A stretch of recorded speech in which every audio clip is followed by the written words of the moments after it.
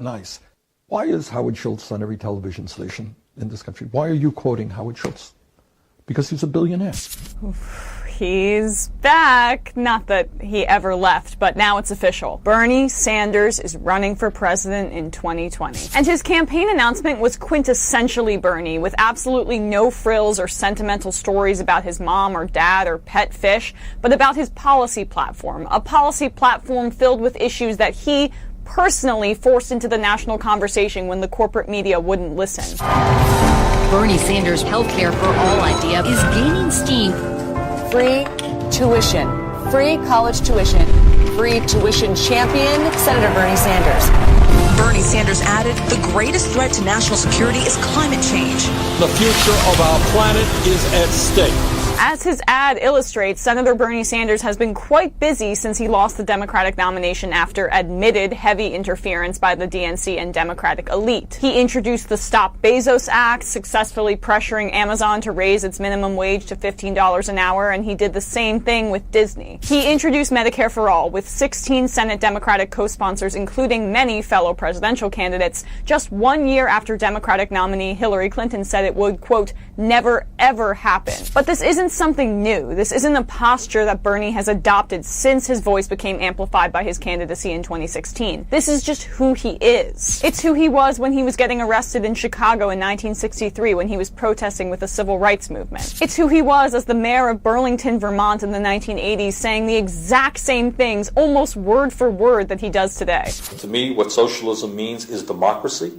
Means doing away with a system where 1% of the population owns half of the wealth, where the rich get richer and the poor get poorer. And his clear, bold platform is a direct reflection of that. Per the excellent Jeff Stein of the Washington Post, Bernie's platform includes Medicare for all, the Green New Deal, $15 an hour minimum wage, tuition-free public colleges and universities, a $800 billion 10-year plan that would be mostly paid for by a Wall Street transaction tax, which would raise $600 billion, criminal justice overhaul, including legalizing marijuana, ending private prisons, and reducing cash bail, paid family leave and gender pay equity, breaking up the biggest Wall Street banks. Unlike candidates like, say, Amy Klobuchar, this platform is bold. And I can't emphasize this enough. It's not just bold for show. It's who he truly is. Because if you thought 2016 was hard and that the establishment did everything in their power to smear him, like when the Washington Post wrote 16 negative articles about him in 16 hours, wait till you get a load of 2020 when he is the presumptive frontrunner as the most popular politician in the country. He's even more terrifying to them because his ideas have actually gained steam. Medicare for all polls at over 70% popularity, 60% support college for all. Some polls show an over 80% support for a Green New Deal. And guess what? Bernie has already raised $1 million from small donors in less than 4 hours since his campaign launch. So, they're right to be terrified. Look who's the front runner now. On the 20th of February 2019, the title of our episode, Bernie Sanders for President. Bernie has announced he's running. He's appeared on several the national networks, and he's already receiving negative publicity.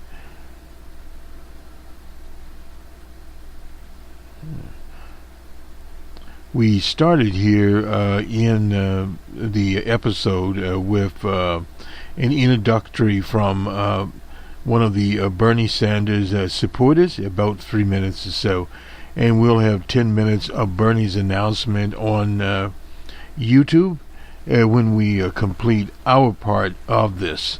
Yes, Bernie is running. Bernie is running hard. Bernie has called for a grouping of 1 million supporters. And 1 million is a very good base of individuals throughout the 50 consecutive states in the U.S. And 1 million is also a very, very powerful fundraising situation.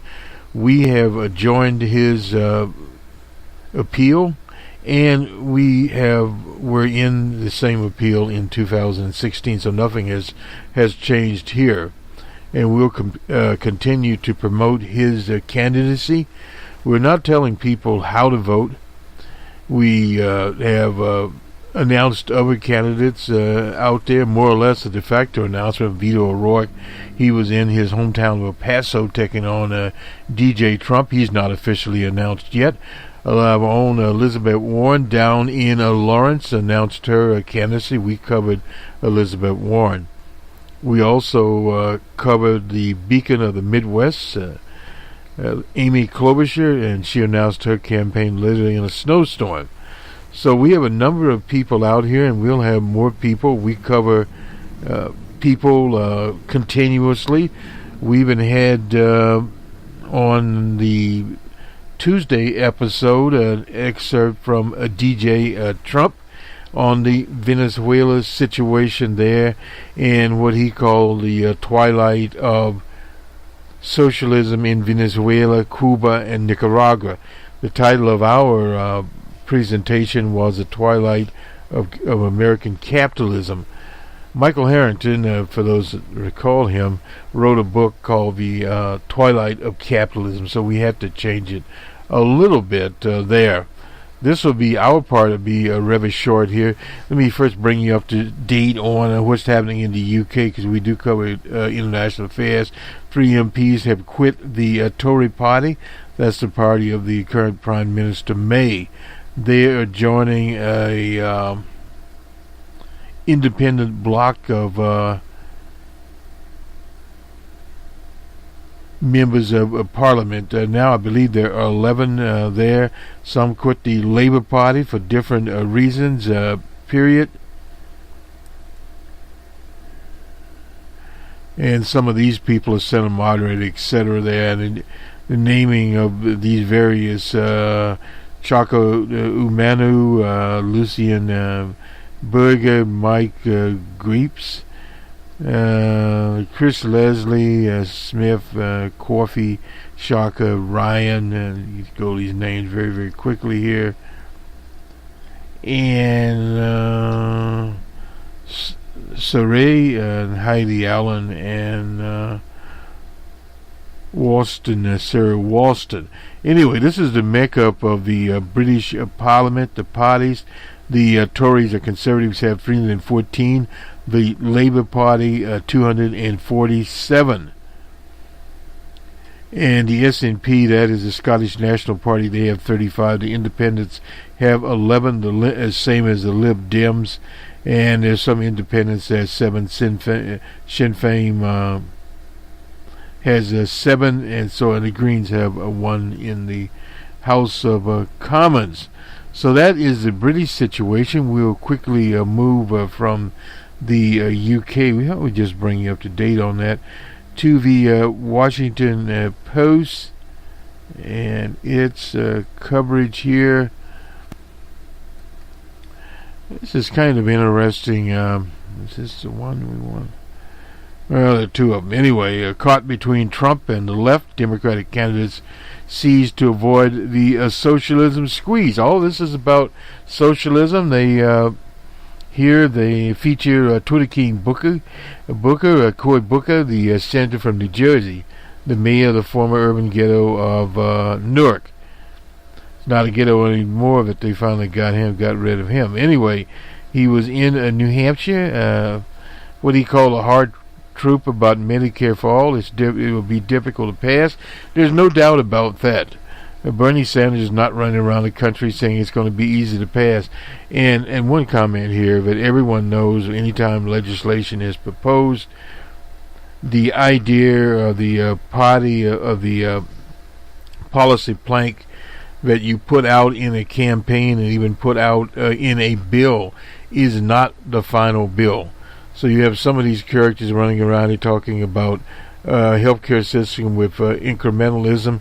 It's always incrementalism. Let me finish this up. His rival, Kamala Harris, the next day championed the Green New Deal. It's a sweeping climate change proposal, before adding some of it is well achieved, and some we want some of it anyway. And on Monday night, Amy Klobuchar answering a question at CNN Town Hall that unlike some of her fellow candidates, she would not support making 4-year college free. And if I were a magic genie, oh boy, and give that to everyone we could afford, I would, she said. This is getting into an argument that DJ Trump and the right-wingers make about free stuff. It's subtly disguised here. I'd advise poor Amy to stay out of that particular sector.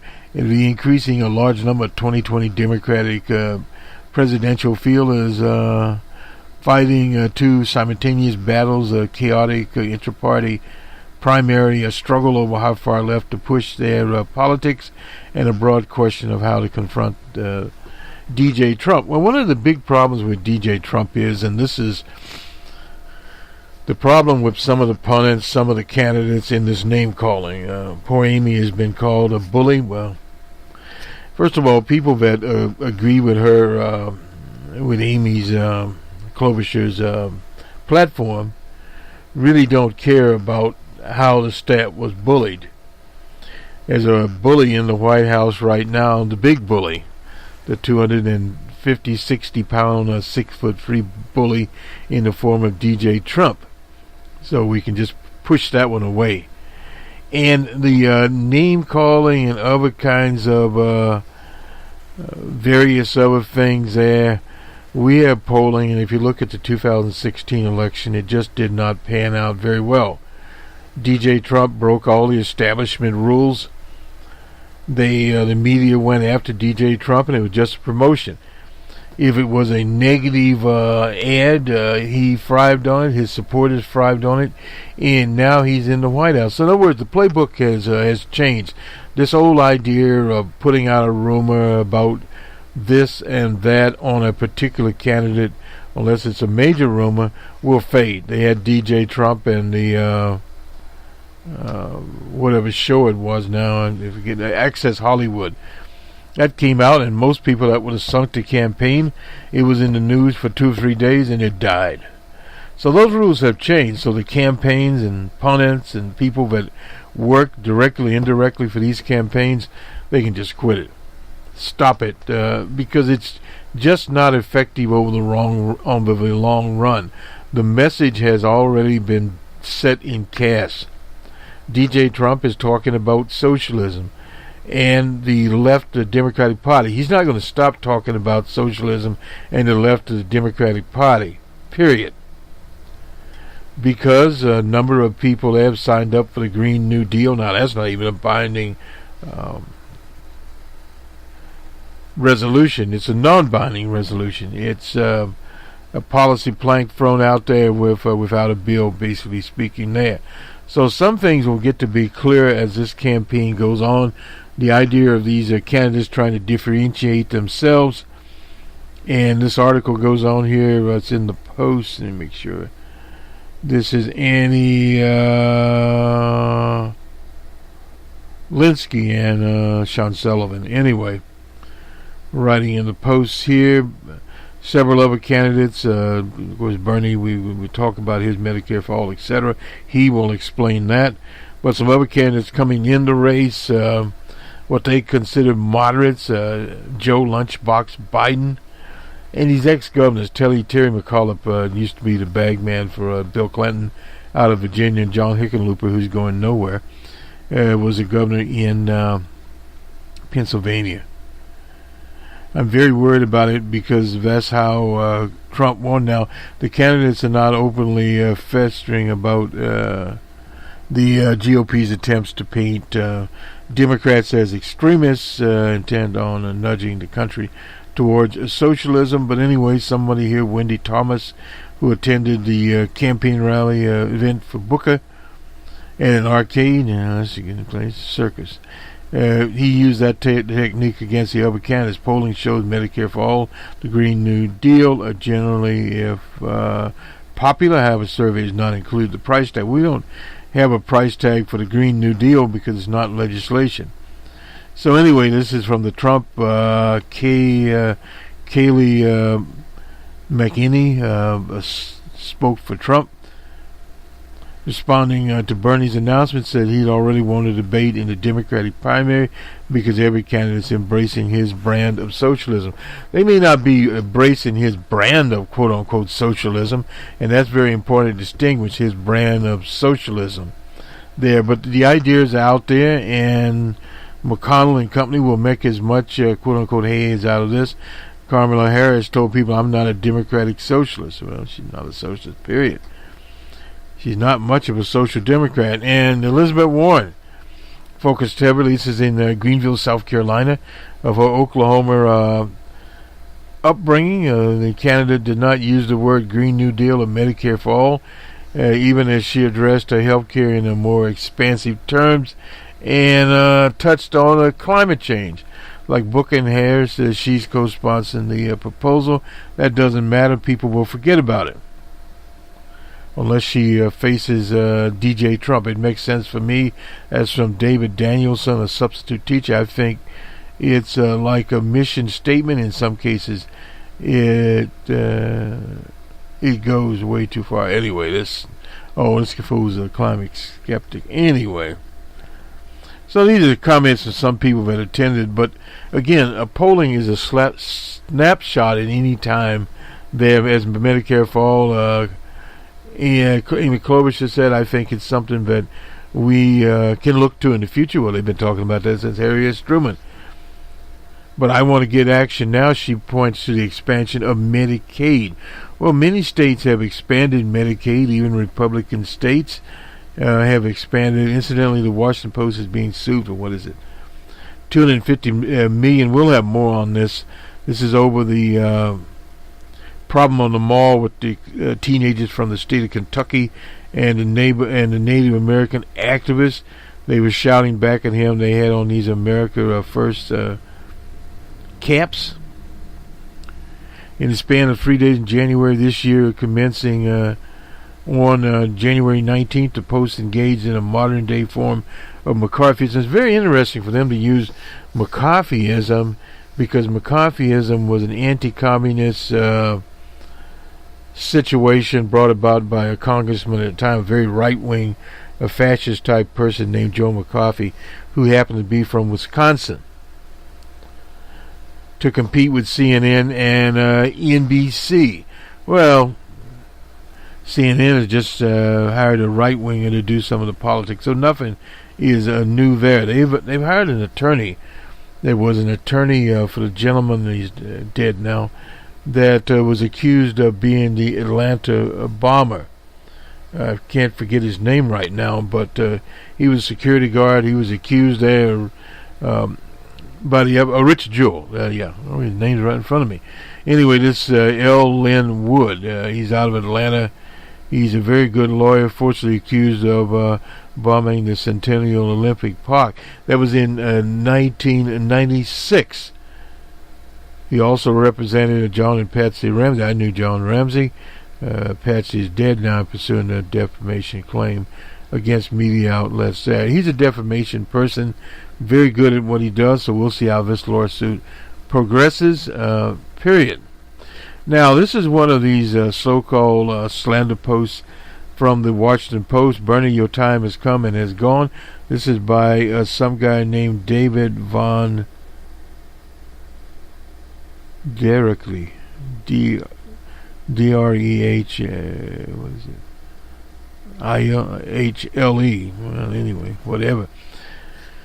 A certain announcement this week reminds me of, for a brief time, quite a few years ago, he had an apartment. This is the writer, in Washington, with a high ceiling, etc. Who cares? Thinking of it as a museum of lots of grandeur and populated mostly by former imported people. This small but distinctive slice of the capital demographics finds its lives of power and purpose within whittled to a scale of pensions and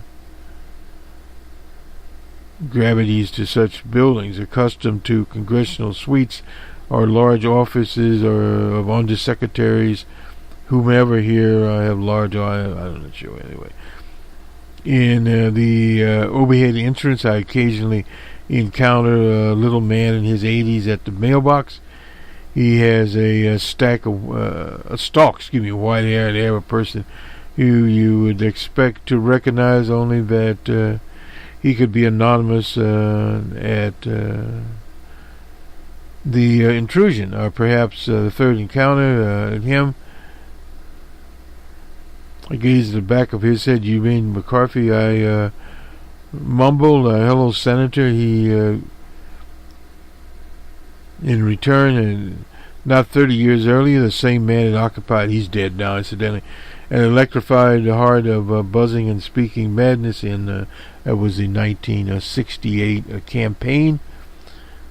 There was a giant in the White House, Lyndon B. Johnson, and at the same time, Mr. The anti-war strategist, Allard Lowenstein, begged Robert F. Kennedy to enter the race to challenge Johnson. No dice. Lowenstein pleaded with George McGovern. He said no, and finally he found Eugene McCarthy, a former monk in training from Minnesota.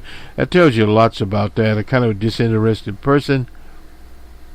And people went to New Hampshire to represent him. He held a giant below 50%. Johnson dropped out. That's the rest of the story there. But Eugene McCarthy is a totally different person. What this article is trying to do is compare him to Bernie Sanders. This is Bernie Sanders' only second run. But Eugene McCarthy ran in 72, 76. He wasn't very much in 72 or 76. In 1988 and 1992, both men were improbable candidates whose willingness to challenge, well, totally different. Eugene McCarthy never put himself out as any type of socialist or anything of that nature. McCarthy, the Vermont Independent tapped as something of an anti-giant impulse. Well, a man that sits in the White House right now, DJ Trump, tapped that and got himself to the White House. But neither candidate drew into a larger force that can take an impulse turn into a victory. It is hard. Bitter lessons from most senators and governors and celebrity candidates to learn. Sanders filled the anti-Clinton void. Well, it was more of an anti-Clinton vacuum, like the vacuum, McCarthy filed into the in the early 1960. 1968 was a totally different time, as you didn't have social media in that time of period, and that was into New Hampshire. As much as McCarthy's moment ended with Nixon, the Sanders moment faded with a weird and flawed figure of Trump in the White House. However, the 2020 campaign might unfold for Democrats. There is no wounded giant to defy the party's fray. Minus the vacuum, Sanders will find, like Gene, that his moment is gone and his agenda absorbed by more plausible candidates. His future behind him, the only residue of unshakable ambition remains. I doubt it very seriously. Bernie Sanders is 78 years old, so that would... Anyway, this is David Von Driley, I suppose how you pronounce his name. Anyway, we'll do the sports. In college basketball, the men's hoops, number 4 Kentucky and Missouri, Kentucky 66-58. Vanderbilt and Tennessee 58-46, and Purdue and Indiana, it was a 2-point game. Purdue 48-46. Florida State 77 and Clemson 64. Baylor 73 and Iowa State, the usual powerhouse there, 69. Maryland and Iowa, a 1-point game. Maryland 66-65, and finally Ohio and Buffalo 114-67. To the NBA. Oops. Oh, actually, I'll start tonight. Skip the NBA. They've been on the All-Star break. There was nothing on Wednesday there. We'll do college Basketball, women's, the Oregon Ducks and Oregon State. Oregon State 64-62, an All-Oregon contest. Notre Dame and North Carolina State. Notre Dame 95-92. And now to the National Hockey League. The Sabres and Panthers, the final score adds Panthers 4-2. The Penguins and Devils, the Devils are 4-3. The Lightning and Flyers of Philadelphia 5-2. Okay. The Rangers and Hurricanes, it was the Hurricanes 2-1. The Blue Jackets and Canadiens 3-2. The Maple Leafs and Blues in St. Louis was the Blues 3-2 in an overtime game. The Ducks and Wild, the Ducks shut out the Wild in the cold of Minnesota 4-0. The Predators and Stars, it was the Predators 5-3. And finally, the Coyotes and the Oilers. It was the Coyotes 3-2. This will do it for us. On to Bernie Sanders and his announcement that he is in the 2022 race. Boston Red here in the Jerry Pippin broadcast booth for WBRN Radio and the Boston Red Network. Hi, I'm Bernie Sanders. I'm running for president, and I'm asking you today to be part of an unprecedented grassroots campaign of 1 million active volunteers in every state in our country. Our campaign is not only about defeating Donald Trump, the most dangerous president in modern American history. It is not only about winning the Democratic nomination and the general election. Our campaign is about transforming our country and creating a government based on the principles of economic, social, racial, and environmental justice. Our campaign is about taking on the powerful special interests that dominate our economic and political life. I'm talking about Wall Street, the health insurance companies, the drug companies, the fossil fuel industry, the military-industrial complex, the private prison industry, and the large multinational corporations that exert such an enormous influence over our lives. Our campaign is about redoubling our efforts to end racism, sexism, homophobia, religious bigotry, and all forms of discrimination.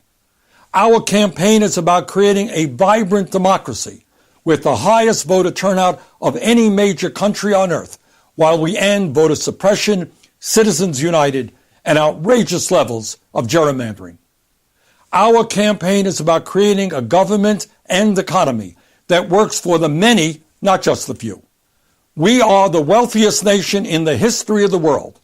We should not have a grotesque level of wealth inequality in which 3 billionaires now own more wealth than the bottom half of the country. We should not have 30 million Americans without any health insurance, even more who are underinsured, and a nation in which life expectancy is actually in decline. We should not have an economy in which tens of millions of workers earn starvation wages and half of older workers have no savings as they face retirement. We should not have the highest rate of childhood poverty of almost any major country on earth and a dysfunctional child care system which is unfair to both working parents and their children. We should not have a regressive tax system in which large profitable corporations like Amazon pay nothing in federal income taxes. Make no mistake about it. The powerful special interests in this country have unbelievable power, and they want to maintain the status quo. They have unlimited amounts of money to spend on campaigns and lobbying and have huge influence over the media and political parties. The only way we will win this election and create a government and an economy that works for all is with a grassroots movement the likes of which has never been seen in American history. They may have the money and the power. We have the people. That is why we need 1 million Americans who will commit themselves to this campaign. You know as well as I do that we are living in a pivotal and dangerous moment in American history. We are running against a president who is a pathological liar, a fraud, a racist, a sexist, a xenophobe, and someone who is undermining American democracy as he leads us in an authoritarian direction. I am running for president because now more than ever, we need leadership that brings us together, not divides us up. Women and men, black, white, Latino, Native American, Asian American, gay and straight, young and old, native born and immigrant. Now is the time for us to stand together. I'm running for president because we need leadership that will fight for working families and the shrinking middle class, not just the 1%. We need a president who understands that we can create millions of good-paying jobs, rebuilding our crumbling infrastructure and constructing the affordable housing we desperately need. I am running for president because we need trade policies that reflect the interests of workers and not multinational corporations. We need to raise the minimum wage to a living wage, provide pay equity for women, and guarantee all workers paid family and medical leave. I'm running for president because we need to understand that artificial intelligence and robotics must benefit the needs of workers, not just corporate America and those who own that technology. I'm running for president because a great nation is judged not by how many billionaires and nuclear weapons it has, but by how it treats the most vulnerable, the elderly, the children, our veterans, the sick, and the poor.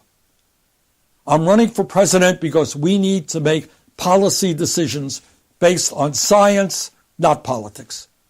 We need a president who understands that climate change is real, is an existential threat to our country and the entire planet, and that we can generate massive job creation by transforming our energy system away from fossil fuel and into energy efficiency and sustainable energy. I'm running for president because the time is long overdue for the United States to join every other major country on earth and guarantee health care to all people as a right, not a privilege, through a Medicare-for-all single-payer program.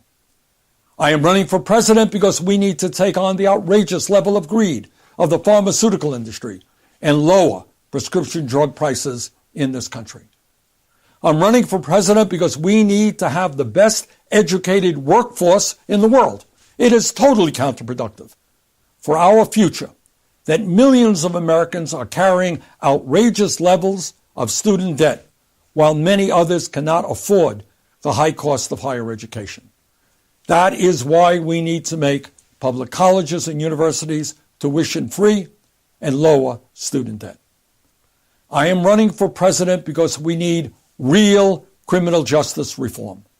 We need to invest in jobs and education for our kids, not more jails and incarceration. We need to end the destructive war on drugs, private prisons, and cash bail, and bring about major police department reform. I'm running for president because we need to end the demonization of undocumented immigrants in this country and move to comprehensive immigration reform. We need to provide immediate legal status for the young people eligible for the DACA program and develop a humane policy for those at the border who seek asylum. I'm running for president because we must end the epidemic of gun violence in this country. We need to take on the NRA, expand background checks, end the gun show loophole, and ban the sale and distribution of assault weapons. I am running for president because we need a foreign policy which focuses on democracy, human rights, diplomacy, and world peace. The United States must lead the world in improving international cooperation in the fight against climate change, militarism, authoritarianism, and global wealth inequality. That is why we need 1 million people to join our campaign and help lead the movement that can accomplish all of these goals. Needless to say, there is a lot of frightening and bad news in this world. Now, let me give you some very good news that we should all be very proud of. 3 years ago, during our 2016 campaign, when we brought forth our progressive agenda, we were told that our ideas were radical and they were extreme. We were told that Medicare-for-all, a $15 an hour minimum wage, free tuition at public colleges and universities, aggressively combating climate change, demanding that the wealthy start paying their fair share of taxes. We were told that all of these concepts were ideas that the American people would never accept. Well, 3 years have come and gone, and as a result of millions of Americans standing up and fighting back, all of these policies and more are now supported by a majority of Americans. Together, you and I and our 2016 campaign began the political revolution. Now it is time to complete that revolution and implement the vision that we fought for. So here is my question for you.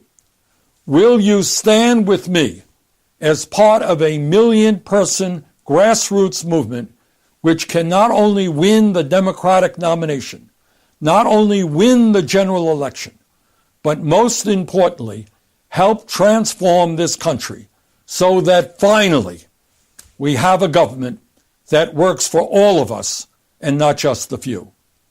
Together, we can create a nation that leads the world in the struggle for peace and for economic, racial, social, and environmental justice. And together, we can defeat Donald Trump and repair the damage he has done to our country. Brothers and sisters, if we stand together, there is no limit to what we can accomplish. I hope you'll join me. Thank you very much.